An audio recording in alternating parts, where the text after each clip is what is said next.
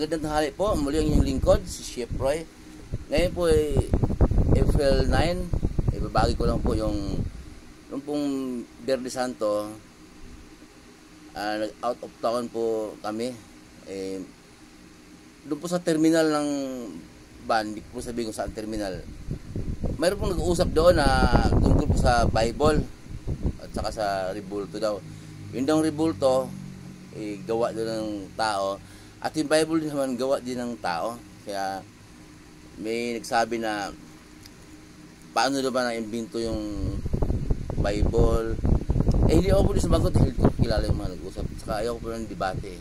Ang inyong lingkod pwedeng sumagot pag tinanong, pero hindi po ako nakikipag-debate tungkol sa salita ng Diyos. Paliwanag ko lang po, hindi ko kilala yung mga tao yun, kaya hindi po ako sumagot. Dito po, pero hindi kayo, maraming tao din na gaya din nila na nagdidebate at saka yung agam-agam kung tungkol sa Biblia. Ang Biblia po ay hindi po inimbento. Hindi po yun kung sino-sino lang sumulat. Nung panahon ni Adan at ni Eva, wala pa pong Biblia noon. Kasi po yung mga tao noon, mga propeta noon, ang anghel ang kumausap, anghel ng Diyos. Tapos po yung pagdating po ni Moises, established na yung bansa no ng Israel. Sa Ehipto sila ay ano na po yun, yung ang Herbio, mayroon ng nag-aaral na. Kasi si Moises pinapaaral ng paraon. Nag-aaral na, marunong silang magbasa at magsulat. Kaya po sinadya ng Diyos yun na ganun ang mangyari, na mag-aral na yung mga tao at magsulat na magbasa. Kasi nga ang una pong naisulat ay ang 10 utos po ng Diyos na pinagkaloob niya kay Moises para sa mga Israelita ang panahon yun. Yung pong unang nasulat sa Bible. Tapos inutos po ng Diyos kay Moises na isulat ang 5 aklat, gaya po ng Genesis, Exodo, Levitico, Bilang at Deuteronomio. Yung 5 aklat na yan, yun po ang pinaniwalaan ng mga Sidusio. Yun lang pong kailang aklat. Yung Sidusio at saka yung Parasio, mahilig magdebate yung dalawang panahon na ating Panginoong Jesus. Yun namang mga Parasio ay sagad yung lumang tipan na pinaniwalaan nila, mula sa Genesis hanggang yung huling propeta doon, si Malakias. Doon sila bumabasa din ang kailan binabasa. Hindi gaya nung si Dosio na 5 aklat lang kailan binabasa yung sulat ni Moises. Pagkatapos ng sulat si Moises ng 5 aklat na yan, Genesis, Exodo, Levitico, Bilang at saka Deuteronomio, si Josue, sumunod sa kanyang propeta, ay nagsulat din. Nagsulat din yung mga hukom, mga hari, gaya ni Hari Solomon. Matalino yan. Kasi nga si Hari Solomon, tinanong ng Diyos kung anong ibig ng Diyos gawin sa kanya. Anong pinili po niya? Katalinuhan. Katalinuhan, kaya binigay ng Diyos sa kanya ang katalinuhang taglay na hindi mapantayan ni ng hari. Sa lahat ng kasaysayan, talagang katalino. Kaya maraming na isulat yun. Kaya ang Biblia po, tama, taong sumulat, pero hindi tao na politiko, sikat na artista. Tao po na mga pinili ng Diyos, hinirang ng Diyos na magsulat.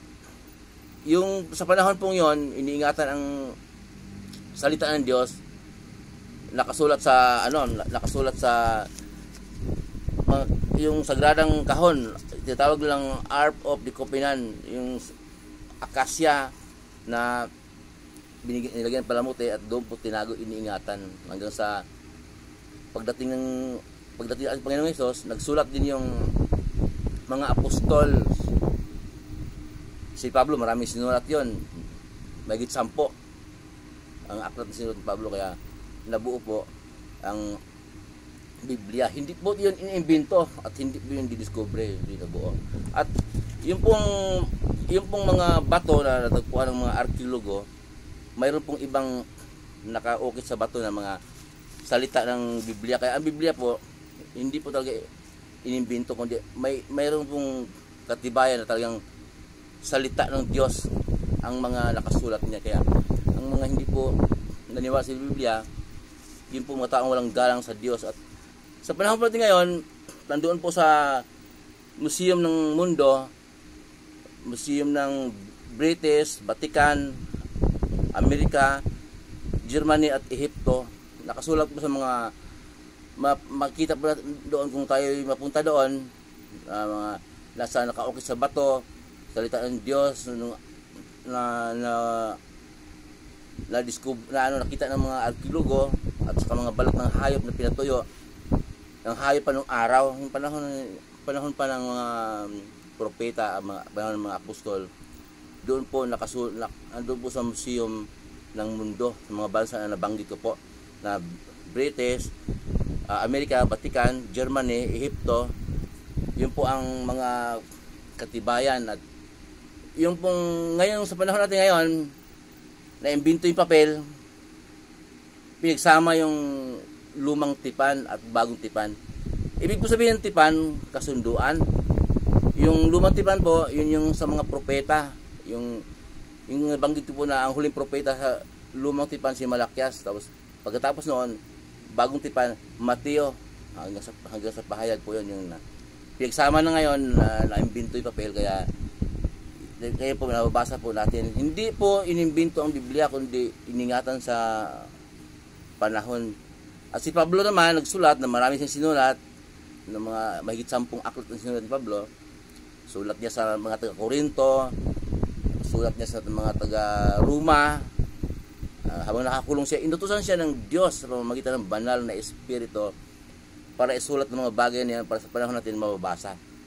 Kaya po maliwanag po na ang Biblia ay banal, yung salita ng Diyos.